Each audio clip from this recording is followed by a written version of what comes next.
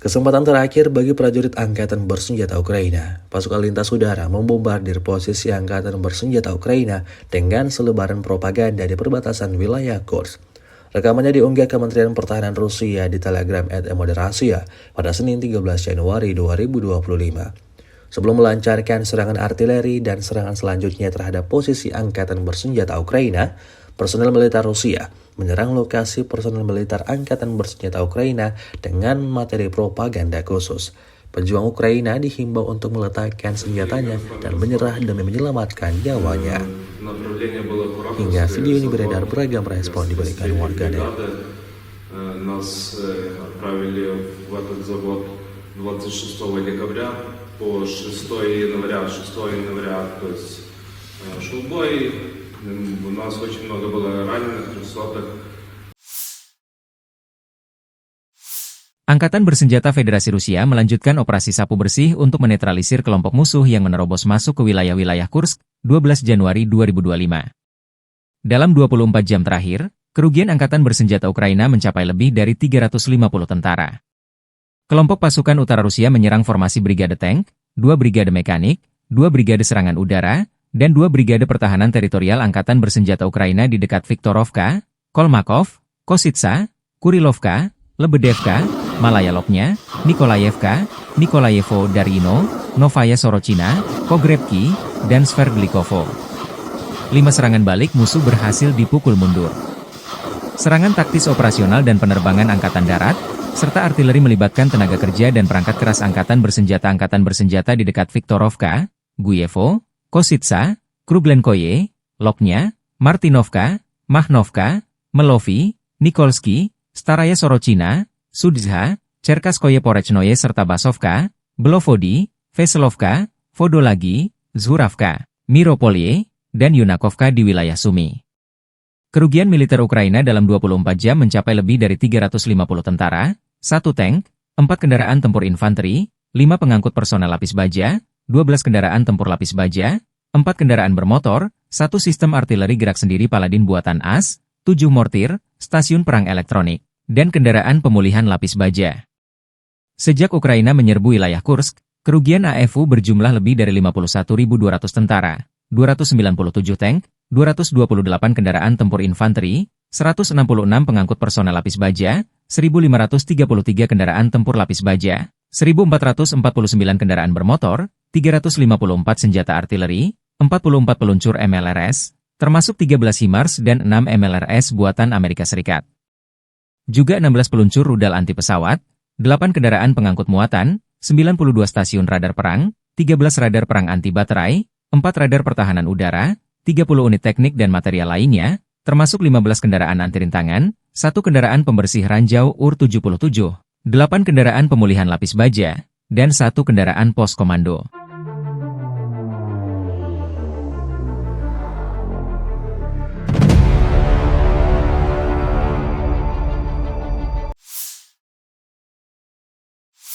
Kru drone FPV dari pusat Rubicon terus menghancurkan peralatan militer angkatan bersenjata Ukraina di wilayah perbatasan Kursk, terbukti dalam sebuah rekaman yang beredar di media sosial Telegram pada Senin 13 Januari 2025. Berbagai cara dilakukan militer Rusia dalam merugikan kelompok militer Ukraina.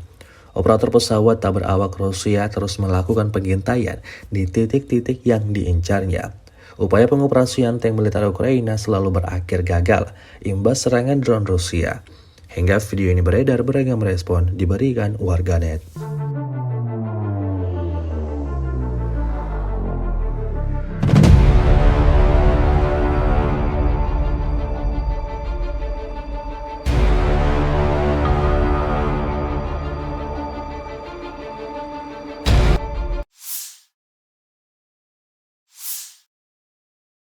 Staf Umum Angkatan Bersenjata Ukraina 13 Januari melaporkan, militer Rusia total kehilangan 809.760 tentara di Ukraina sejak dimulainya invasi skala penuh 24 Februari 2022.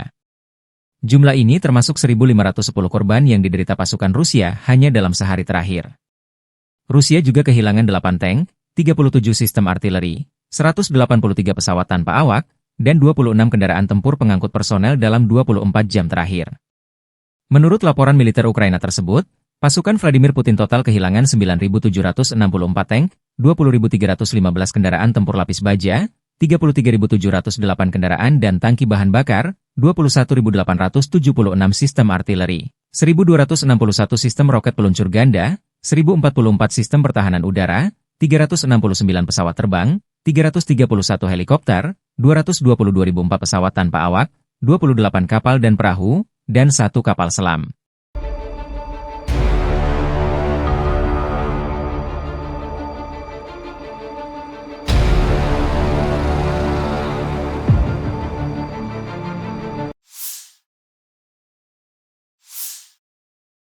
Angkatan bersenjata Rusia 13 Januari memperbarui informasi dari garis depan zona operasi khusus di Ukraina dalam 24 jam terakhir.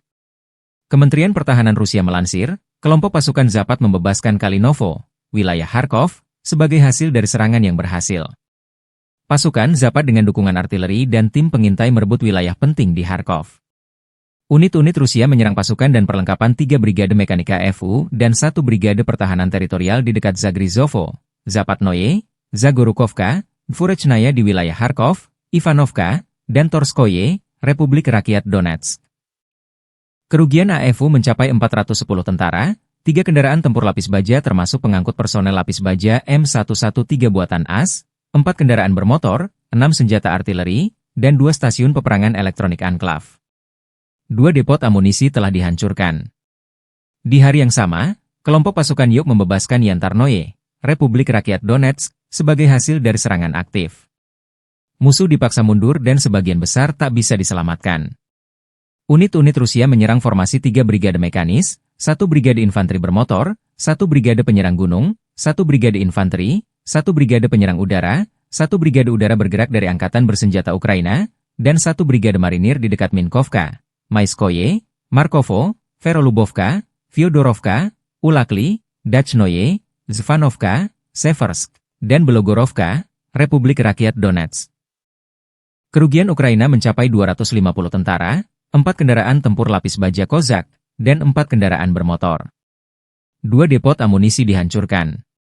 Penerbangan taktis operasional, kendaraan udara serang nirawak, dan pasukan rudal dan artileri kelompok pasukan Rusia menyerang infrastruktur lapangan udara militer serta kelompok personel, prajurit dan perangkat keras musuh di 139 wilayah.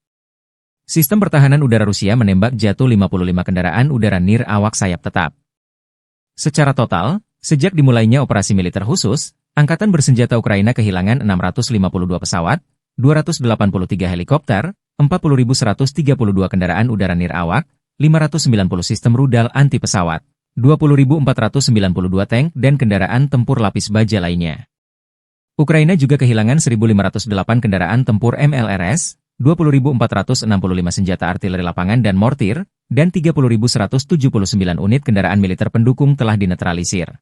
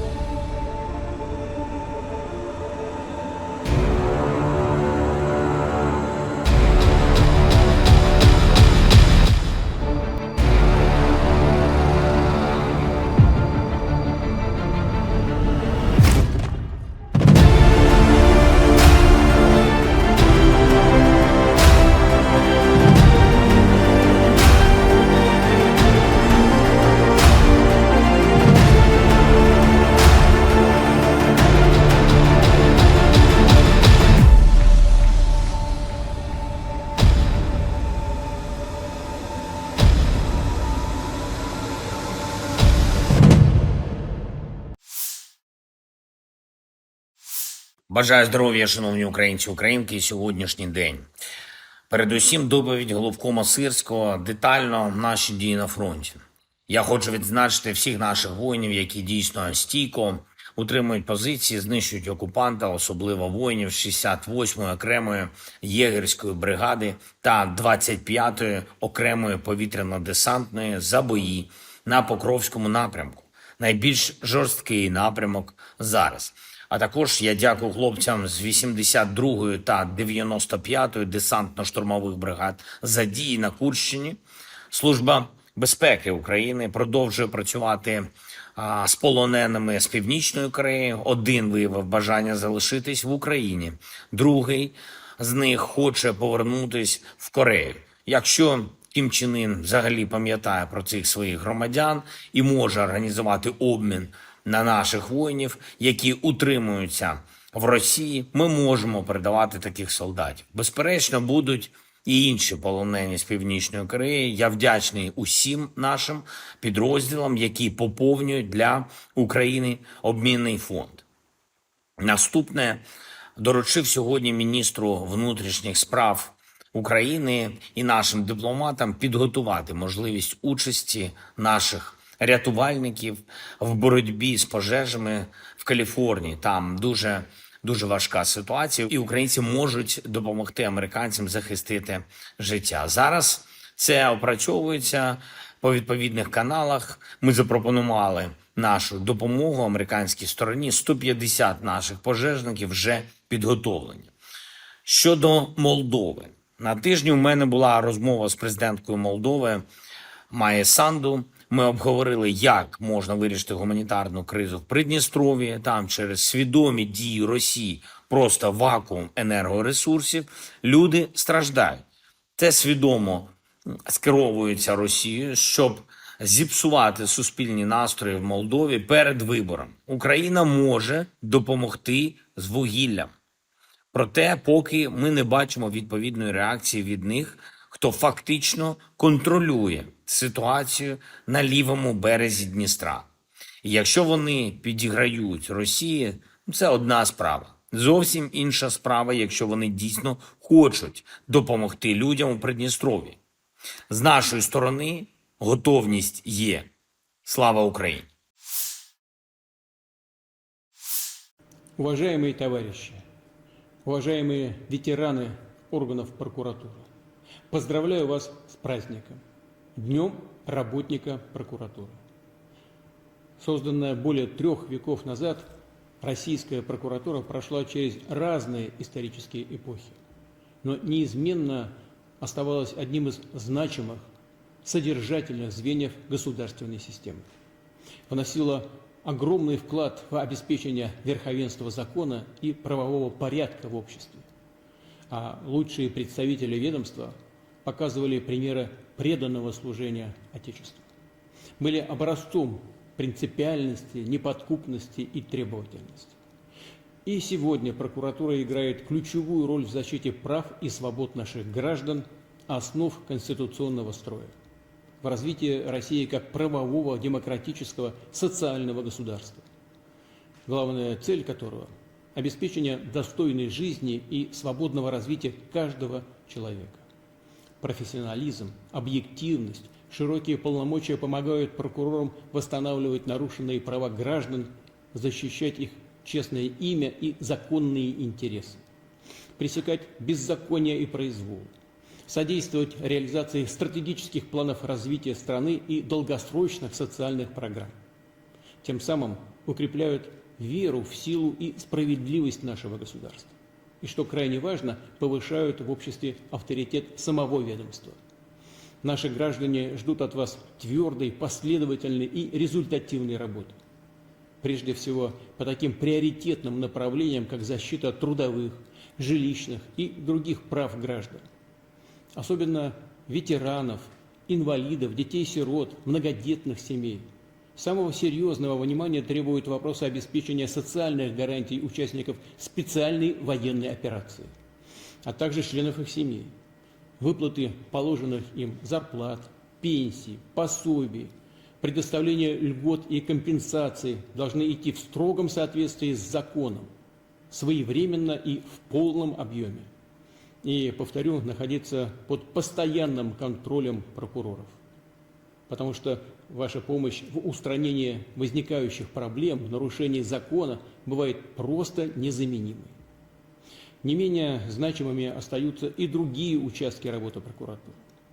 Имею в виду противодействие терроризму и экстремизму, криминалу и коррупции, защиту экономических интересов страны и прав предпринимателей, а также поддержание гособвинения в судах и природоохранную деятельность.